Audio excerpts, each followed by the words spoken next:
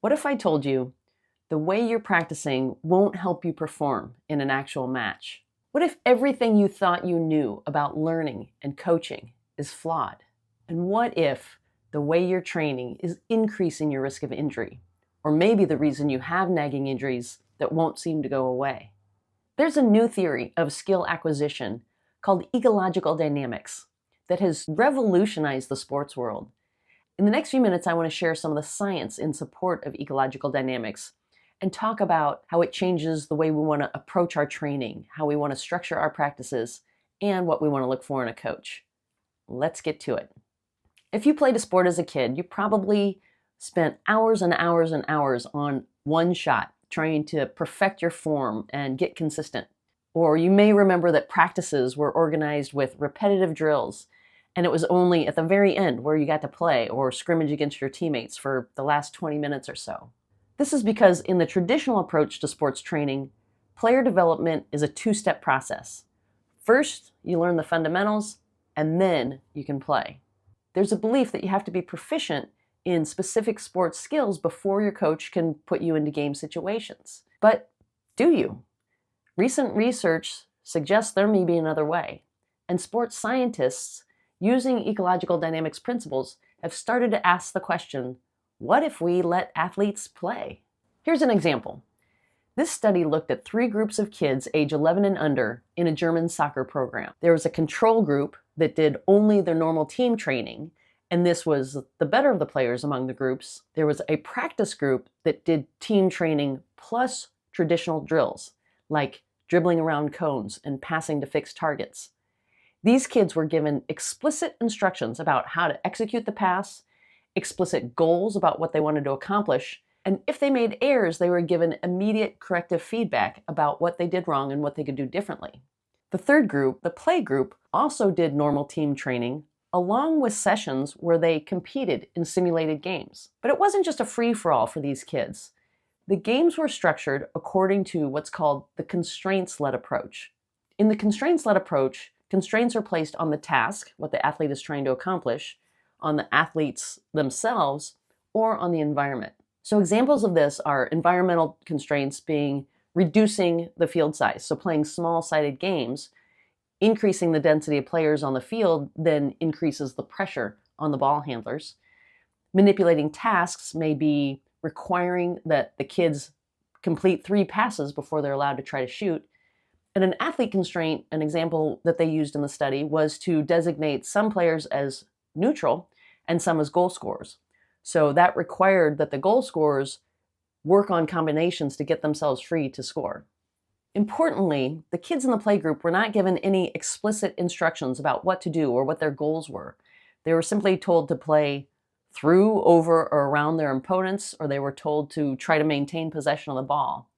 And if they made errors, they didn't receive any immediate feedback or any feedback at all. They simply were able to play and observe the results of their actions.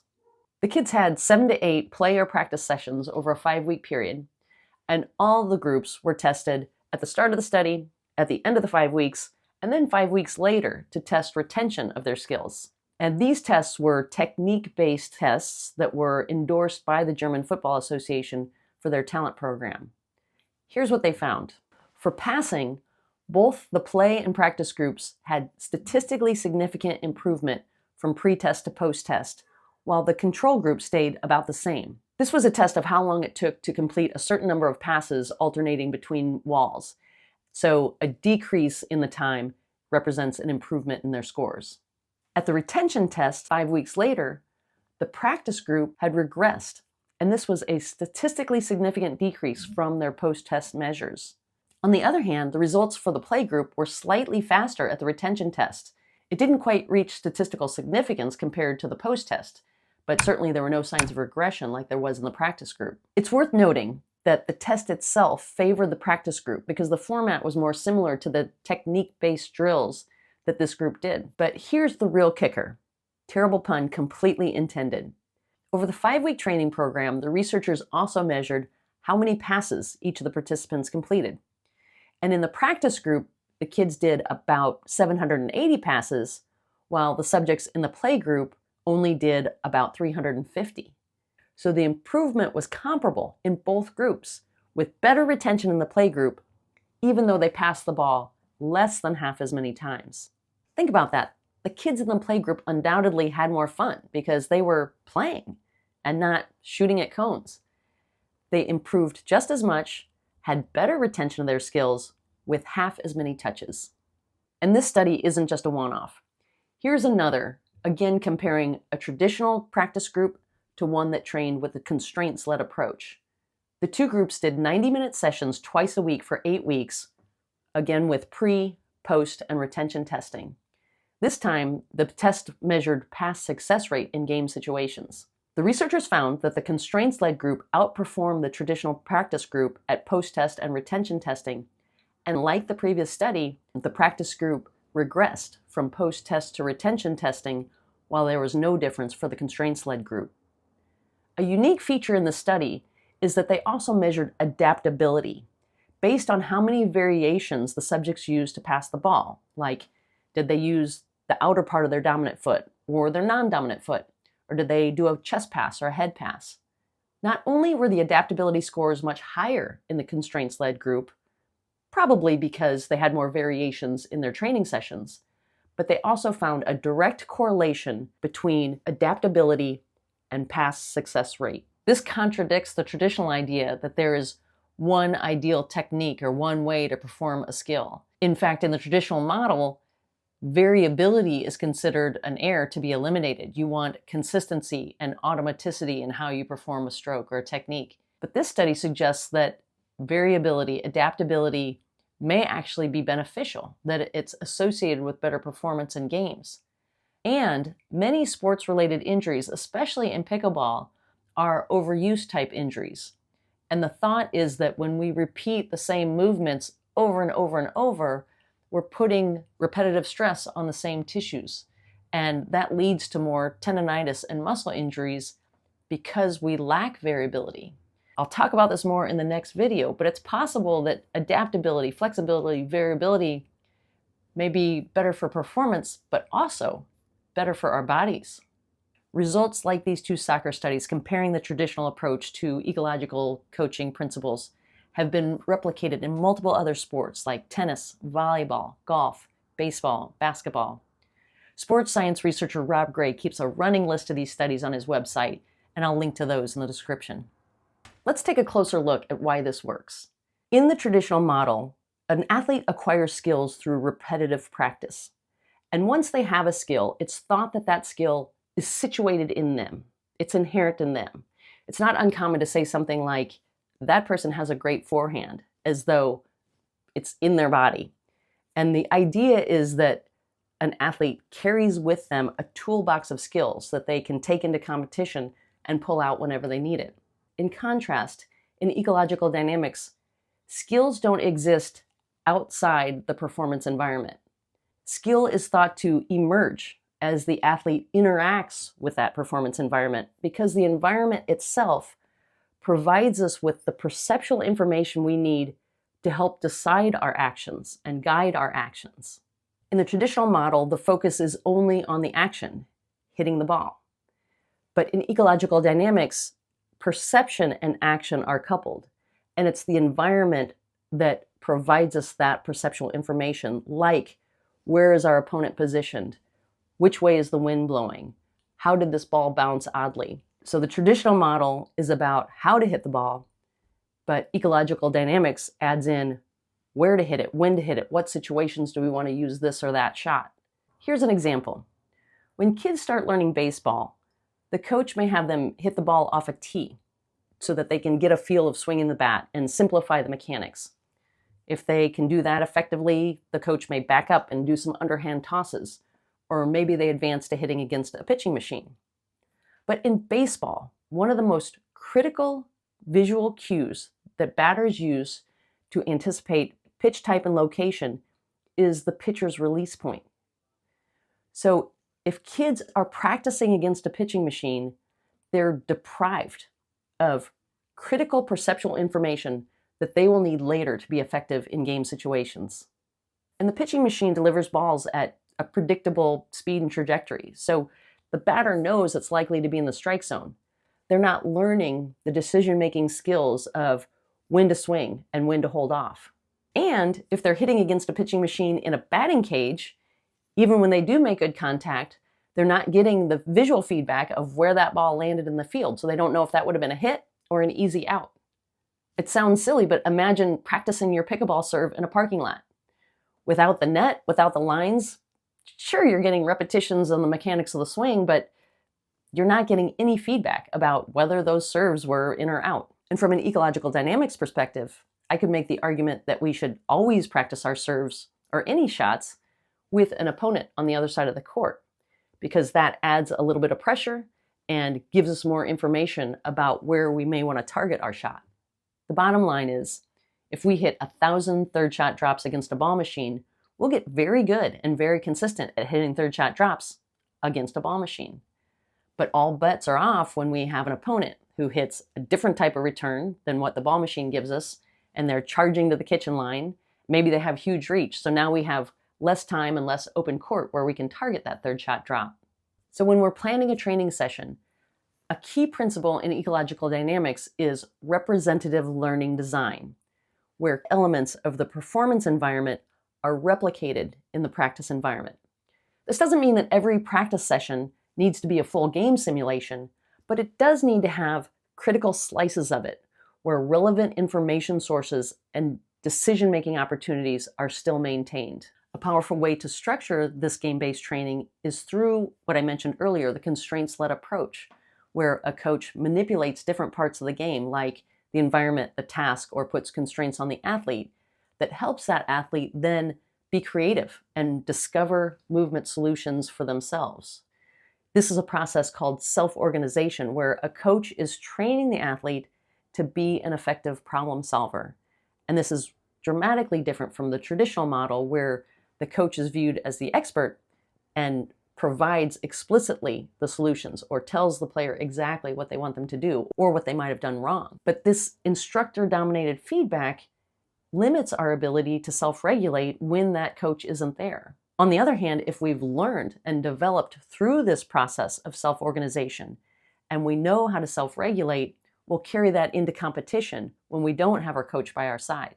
From the soccer studies that we talked about, an example of an environmental constraint is the small-sided games, scrimmaging on a smaller area of the field. In pickleball, an example of this may be playing 2-on-1 games or limiting an area of the kitchen that we can dink to. An example of a task constraint was requiring that players complete 3 passes before they're able to shoot. And a pickleball equivalent would be not letting your team advance to the kitchen line until you've hit a 5th shot or a 7th shot or a 9th shot, so that you learn to calmly approach the kitchen line and not rush. An example of an athlete constraint was designating some players as neutral and some as goal scorers. For pickleball, we can stipulate that only one player can initiate a speed up, while the other one can only reset. Constraints put boundaries on some actions while potentially opening up others. So if a coach manipulates constraints thoughtfully, they create learning conditions where athletes naturally discover effective movement solutions. If you have an athlete that has bad habits that you want them to move beyond, instead of telling them exactly what they're doing wrong or what they should be doing differently, you change the constraints so that a new movement solution emerges. I have a coach that I work with who is trying to help me eliminate the big backswing that I often take on my volleys. He was showing me that I can increase my hand speed and have just as much power by reaching forward and snapping the ball instead of hitting it back here or taking a big swing like I'm used to in tennis.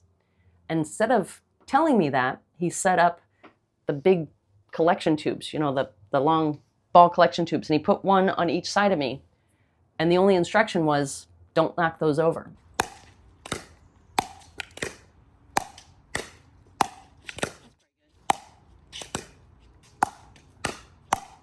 He constrained my environment as I hit the ball. If I turned or if I took too big of a backswing, obviously I knocked that over. So I had the immediate feedback myself, and it led me to be more forward in my contact point.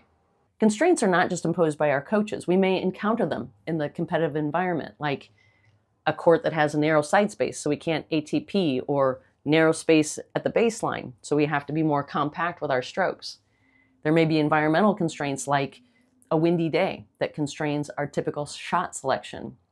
And in ecological dynamics, rather than being frustrations or reasons that we can't play our game, these are challenges. These are new problems that we need to learn to solve.